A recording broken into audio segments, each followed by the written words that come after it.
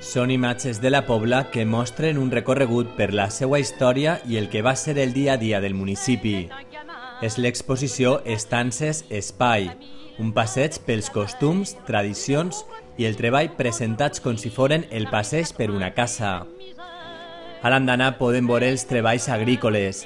La importància de la ceba en el nostre poble apareix reflectida en fotografies de l'horta, de barraques severes i de magatzems.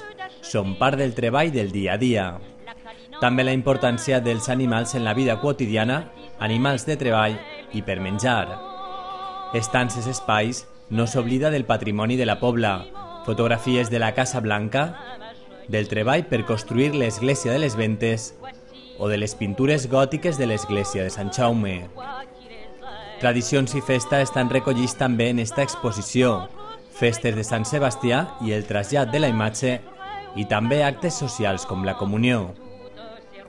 La roba, la manera de vestir dels joves i de la gent gran formen part d'esta exposició. I el que tampoc no falta són les tradicionals fotografies en grups que es feien els alumnes de l'escola. A través d'una simbologia, que és les estàncies d'una casa, se van adaptant diferents fotos que formen part de la nostra vida. Per exemple, en l'andana hi ha fotos de gent treballant, els nostres edificis tenim la Casa Blanca per dins, per fora, fotos de quan estava en ruïna, fotos de quan estaven fent la Iglesia de la Santíssima Trinitat.